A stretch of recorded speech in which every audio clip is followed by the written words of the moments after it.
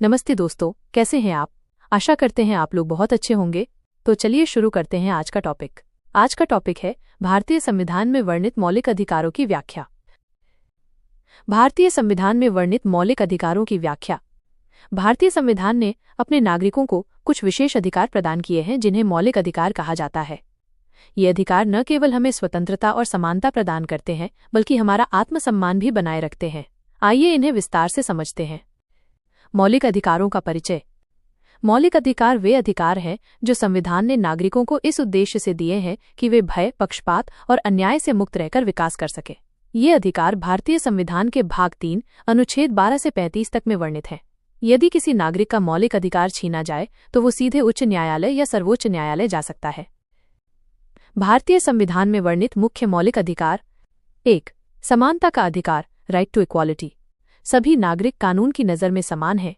जाति, धर्म, लिंग, जन्मस्थान के आधार पर कोई भेदभाव नहीं किया जा सकता। सभी को सरकारी नौकरियों और सार्वजनिक स्थानों पर बराबरी का अधिकार है। छुआछूत और उपाधियों, टाइटल्स पर प्रतिबंध लगाया गया है। 2. स्वतंत्रता का अधिकार, राइट टू फ्रीडम।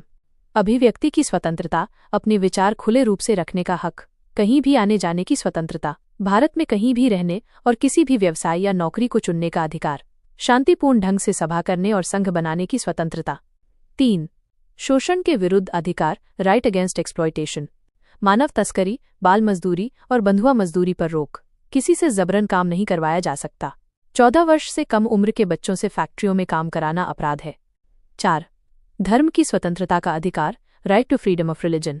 हर व्यक्ति को किसी भी धर्म को मानने, पालन करने और प्रचार करने की पूरी आज़ादी है। राज्य किसी धर्म विशेष को समर्थन नहीं देता। भारत एक धर्मनिरपेक्ष राष्ट्र है। धर्म के आधार पर भेदभाव नहीं किया जा सकता। 5. सांस्कृतिक और शैक्षिक अधिकार, कल्चरल एंड एजुकेशनल राइट्स। अल्पसंख्यकों को अपनी भाषा, लिपि और संस्कृति को संरक्षित करने का अधिकार है। वे अपने स्वयं के शैक्षिक संस्थान स्थापित कर सकते हैं। ये अधिकार उनकी पहचान को बचाने का माध्यम है। 6. संवैधानिक उपचार का अधिकार, राइट टू कॉन्स्टिट्यूशनल रेमेडीज। यदि किसी मौलिक अधिकार का उल्लंघन होता है तो नागरिक प्रत्यक्ष रूप से न्यायालय जा सकते हैं। डॉक्टर भीमराव अंबेडकर ने इसे संविधान की आत्मा कहा है। अदालतें रिट्स जारी करके अधिकारों की रक्षा करती हैं, जैसे हैबियस कॉर्पस, मैंडेमस, को वारंटो आदि। मौलिक अधिकारों की विशेषताएं।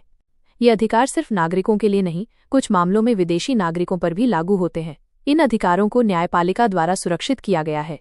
इन्हें केवल राष्ट्रीय आपातकाल के समय सीमित किया जा सकता है। निष्कर्ष। मौलिक अधिकार हमारे जीवन में न्याय, समानता, स्वतंत्रता और गरिमा की नींव है।